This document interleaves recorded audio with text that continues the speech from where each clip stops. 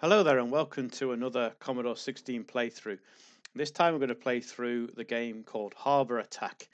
Now this game for the Commodore 16 was released very early on by Commodore Business Machines, and what they did was you had this catch-22 situation really with a computer, is that nobody would write software for a computer if not many people had a computer, and not many people would have a computer if there was no software or games for it. So what Commodore did both with the VIC-20 and with the C64 is they would have their own in-house division that would write games, just quickly come up with a few titles, so at least they would have something to support it.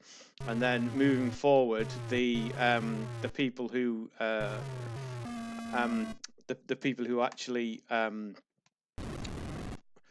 you know, invested the time to learn the machines, learn how to code for them, learn how to write games for them, and so on. They could get to grips with it and fully use them. So you had a series of very safe, is the best word I can think to describe this, games which were pretty sort of generic shoot 'em ups. There was a nice soccer game I seem to remember for the Commodore 64 that came in a cartridge. That was okay, but on the whole, they were pretty sort of shoddy. And this is an example of one. So Harbour Attack was written for the Commodore 16 in 1984, so the same time the actual machine was released. And it's meant to be a sort of three-level game where the first level, as you've just seen, you're meant to dodge mines and avoid walls. And then this second level is you're meant to shoot down ships and planes. And then the third level is about torpedoing a battleship, a boat, basically. And it's pretty uninspiring, I must be honest. I mean, I've got this running in cheat mode, so I can just keep having loads of lives. But it's there's nothing inspiring at all about this. Even with the Commodore 16, much better things came out. It's pretty obvious that this has been wrote in BASIC. There's nothing sort of exciting or interesting about this. The first level is all just about learning the patterns, and once you've learned the patterns, that's it. There's nothing, it doesn't change. It's the same every time. This level, I've never actually managed to complete it, because what happens is that this was okay. This was fair enough because they put your submarine away from the ship, but often, like for example now, they will put your ship and your submarine together, so it's very difficult to avoid it. I managed it there, but just about. So yeah, it's just it's just not a very sort of exciting game. I seem to remember I got this free. I helped somebody out with their homework at school, and they gave me this game as a sort of thank you. I can see why they gave it me now, because I can't imagine they got much replay value out of it. It's just a sort of, when you see parodies of 8-bit games, this is the sort of thing that they think of, isn't it? Little monochromatic sprites and dodgy scrolling, and very limited functionality. That plane's just going across. It's not really doing much. It's just a bit sort of a bit boring, really. I mean, the whole point of the game is that you're meant to come up for air every so often, but you know you have to go to the surface anyway to shoot the ship. So yeah, so this is Harbour Attack anyway. It is what it is. I don't really know what more I can say. If I had a cheat to skip to the third level, I will do, but I haven't got one. So there's not really much I can show, but it is just basically a target game. There isn't even anybody shooting at you. It's just all about accuracy. There's nothing really to do. So it's just sort of, trust me, you're not missing out on much. There was a lot better games for the Commodore 16, but the only thing I can remember that was really good from the Commodore business systems, whatever they called themselves, was Commodore Business Machines, was Jack Attack, which is a sort of platformer, and that was an in joke at Jack Tremail, who was the founder of Commodore, and apparently used to have these ranging fits, and they called them Jack Attacks. So somebody in Commodore decided to release a series of games called Jack Attack, and you could get it for the Commodore 64 and 16 and the VIC-20. So that's the only one that actually came out of them that was any good, and you can understand why, because it was them having a little bit of a joke.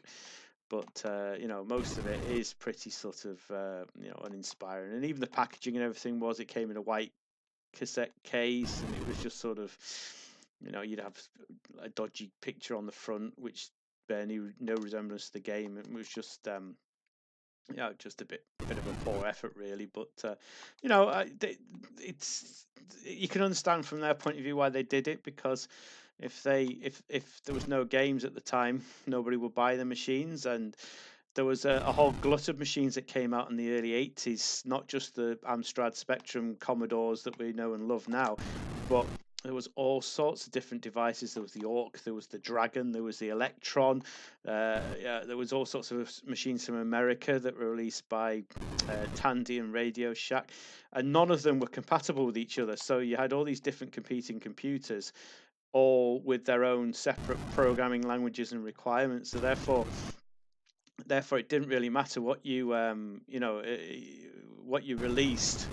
It's not like today where you buy a PC or a Mac and then you can buy software regardless of the type of PC and Mac. In those days, you had to your machine had to be supported with the software vendors were actually releasing titles that would work for you. And there was a lot of there's plenty websites. Old Computers is a great website, and there are other ones about these, and the just the sheer number of machines that were released in the early 80s to take advantage of the video game boom, if you like, is quite remarkable, really. There's another funny story about how Commodore marketed the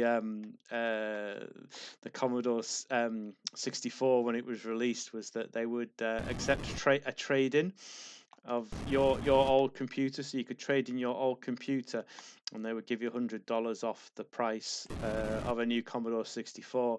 And what retailers were doing to get rid of stock, they would just sell any old computer for $10, and then people could get $100 off their Commodore 64, leaving it $90 $90 off, if you like. And so all sorts of old computers or computers that were no longer popular were just being bought for a few dollars to take advantage of the rebate. And the other hilarious thing about that is that I think the Commodore 64, once it really established a foothold, it dramatically dropped in price anyway. So I think they were asking $600 when it first released. Well, it was about $300 by the time it got into the sort of millions, and so they didn't really need to discount it anyway. And that's quite interesting. Also, Commodore were very unusual in that their computers were sold in shops, not in sort of specialist electronics or specialist computer shops, but just in your sort of general, in this day and age, supermarkets and just your normal sort of stores. And that was their other great marketing strategy, was that you could just go into any old store and buy a Commodore rather than having to go to a specialist computer shop. And that's another reason why they were so successful.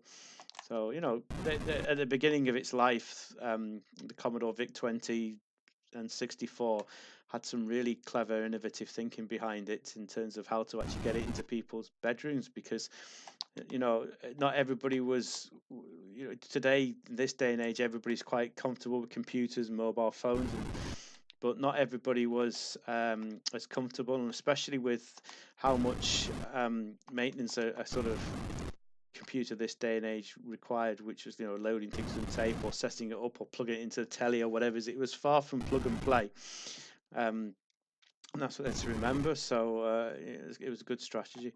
Anyway, I'm getting nowhere with this level, so I'll leave you be.